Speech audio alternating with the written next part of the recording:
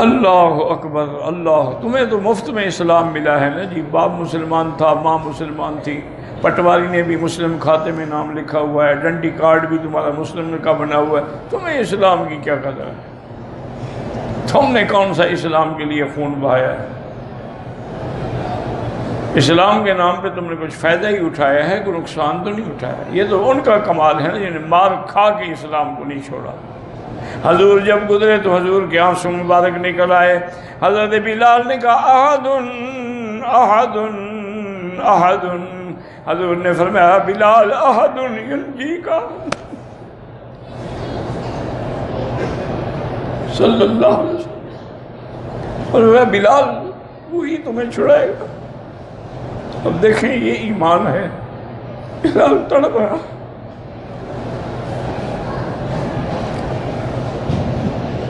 امیہ نے ظالم نوکر رکھے ہوئے تھے جو کھجوروں کے بڑے بڑے کانٹے لے کے چپ ہوتے تھے اور کہتے تھے اترک اسم احد، یہ احد کہنا چھوڑ دو. بلال کہتا تھا جو مرضی آئے کر دو. بے ہوشی میں آنکھ کھلی تو دیکھا کہ بوڑھی ماں سرانے بیٹھی ہوئی. ماں ہے نا آخر. تمہیں ماؤں کا کیا پتہ ہے؟ تم بیویوں کے جوتے اٹھانے والے ہو. تم نے ماں باپ کی قدر چھوڑی، اللہ نے تمہیں ذلیل کر دیا کہ عورتوں کے جوتے اٹھا کے پھرو. بلال کو ہوش آیا تو اماں نے کہا بلال میں بھی بیٹا مسلمان ہو چکی ہوں، میں نے بھی اسی نبی کا کلمہ پڑھ لیا ہے، لیکن جان بچانے کے لیے تم وقتی طور پہ انکار کر دو تاکہ ان ظالموں سے کچھ تو جان چھوٹے. تو حضرت بلال ہنس پڑے. اماں نے کہا شاید میرا بیٹا پاگل ہو گیا مار پڑنے سے، یہ ہنسنے کا مقام ہے. تو والدہ نے پوچھا بلال کیا بات ہے؟ انہوں نے کہا اماں آج مجھے یقین ہو گیا ہے کہ قریش ہار گئے اور بلال جیت گیا ہے. انہوں نے کہا وہ کیسے؟ انہوں نے کہا اگر ان میں طاقت ہوتی تو میری ماں کو سفارشی لے جاتے. ان کی قوت جواب دے گئی ہے، اس لیے میں خوش ہو رہا ہوں. میرے عزیز کبھی غور کیا کرو کہ سیدہ آسیہ امرات فرعون، اس کا پتہ ہے کیا عالم تھا کہ فرعون نے ہاتھوں میں اور دونوں پاؤں میں بڑے بڑے لوہے کے میخیں ٹھوکی ہوئی تھی اور بیوی لیٹی ہوئی، اور اوپر منجنیق میں ایک بہت بڑا پتھر کھڑا کیا ہوا تھا اور سر پہ کھڑا تھا. کہتا آسیہ تم موسیٰ کا کلمہ پڑھنا چھوڑ دو ورنہ پتھر ڈال کے تمہیں کچل دوں گا. اس وقت بی بی دعا مانگ رہی. اس طرح دعا مانگو دیکھو قبول ہوتی ہے کہ نہیں ہوتی. تم تو سگریٹ کی ڈبیاں بھی جیب میں ہیں اور دعا مانگ رہے ہو. اس عالم میں بی بی نے دعا مانگی رب ابن لی عندک بیتا فی الجنہ. بی بی نے کیا دعا مانگی ہے کہ اللہ قیامت میں میرا گھر اپنے سب سے زیادہ قریب بنانا.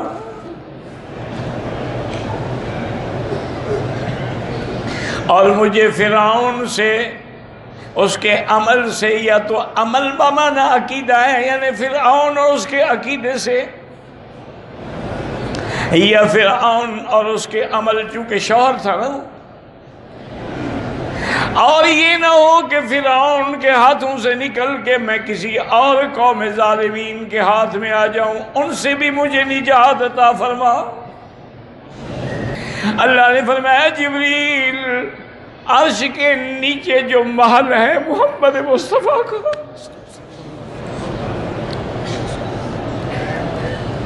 مقام محمود دعا کرو اللہ ہمیں حضور کی شفاعت نصیب کرے.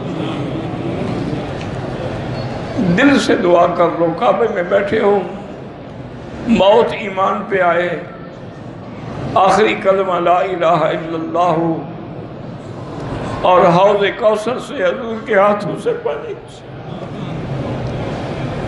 یا اللہ اگر آپ ہمیں زمزم پلا سکتے ہیں تو حوض کوثر کا پانی بھی تو پلا سکتے ہیں.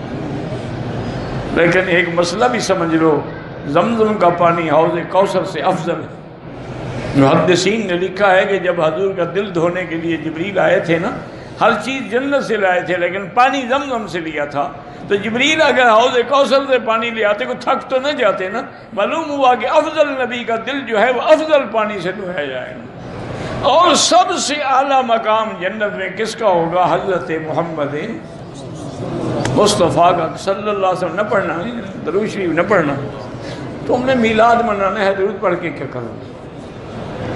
بس جھنڈیاں لگا دو گے، بتیاں جلا دو گے، بس کافی ہے وہی۔ اس کا پتہ نہیں ثواب تمہیں حضور دیں گے یا خدا دیں گے۔ سب سے اعلیٰ مقام جو جنت میں ہے وہ میرے مدنی محمد مصطفیٰ کا ہے۔ اور بی بی آسیہ کی دعا کیسے قبول ہوئی؟ وہ قیامت میں بیوی بنے گی محمد مصطفیٰ کی، تو حضور کے گھر میں آئے گی نا۔ جب حضور کے گھر میں آ گئی تو سب سے اعلیٰ مقام اللہ کے ہاں جو ہے اس کو مل گیا۔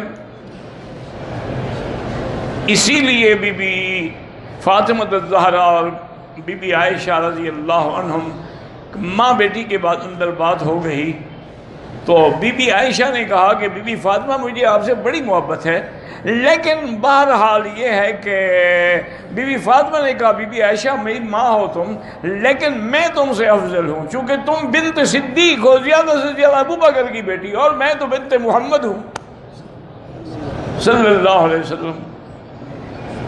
عائشہ بھی تو عائشہ تھی نا، اسی لیے تو نہیں کہا حضور نے کہ آدھا دین عائشہ سے سیکھ لو۔ بی بی عائشہ نے کہا بی بی فاطمہ دنیا کی باتیں نہ کرو، آخرت بھی کرو، جب قیامت کا دن ہوگا تم علی کا ہاتھ پکڑ کے جاؤ گی، میں نبی کا ہاتھ پکڑ کے ان کے گھر میں جاؤں گا، اب بتاؤ افضل کون ہے؟ بی بی فاطمہ ہنس پڑی، انہوں نے کہا اماں جان آپ کسی کو بات کرنے کا موقع نہیں دیتی۔ تو بہرحال اللہ نے ان کی دعا بھی سن لی اور بلال کی دعا بھی سن لی کہ حضور جب آئے تو آپ نے ابو بکر کو بلایا اور فرمایا صدیق بلال پہ بڑا ظلم ہو۔ اللہ اکبر اللہ اکبر۔ بس صدیق تو اشارے سمجھنے والا عاشق تھا، وہ سمجھ گیا۔ فوراً آیا امیہ کے پاس کہ بھی بلال کو بیچو گے؟ اس نے کہا تمہارے پاس فلاں غلام جو ہے نا عیسائی نصرانی، وہ تمہارے دین پر بھی نہیں ہے، اگر وہ غلام اور 40 اوقیہ سونا مجھے بلال کے بدلے میں دو پھر میں چھوڑوں گا۔ اور کہا لے لو۔ حضرت صدیق نے بلال کو آزاد کرایا۔ واہ بلال، سبحان اللہ، رضی اللہ عنہ۔ جب آزاد ہو کے آئے تو پتہ بلال نے کیا پوچھا؟ انہوں نے کہا ابو بکر تم نے مجھے اپنے لیے خریدا ہے یا اللہ کے لیے؟ اگر اپنے لیے خریدا ہے تو میں تمہارا غلام ہوں۔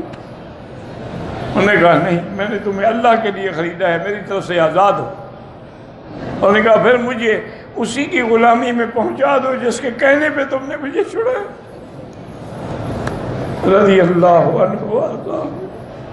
دعا کیا کرو اللہ ہمیں صحابہ کی محبت۔ امام شافعی رحمۃ اللہ علیہ نے بڑی بات کی ہے، انہوں نے کہا قرآن میں صرف 3 جماعتوں کا ذکر ہے، والسابقون الاولون من المہاجرین والانصار والذین اتبعوہم بإحسان رضی اللہ عنہم ورضوا عنہ۔ انہوں نے کہا ایک قسم مہاجرین کی ہے وہ ہم نہیں بن سکتے، دوسری قسم انصار مدینہ کی ہے وہ بھی ہم نہیں بن سکتے، اب تیسری قسم ایک ہے کہ والذین اتبعوہم بإحسان، جو خالص ایمان کے ساتھ ان صحابہ کی اتباع کرے گا اس پر بھی اللہ راضی ہو جائیں گے۔ انہوں نے فرمایا خیال رکھو اگر اس قسم سے بھی نکل گئے تو پھر ٹھکانہ جہنم ہوگا۔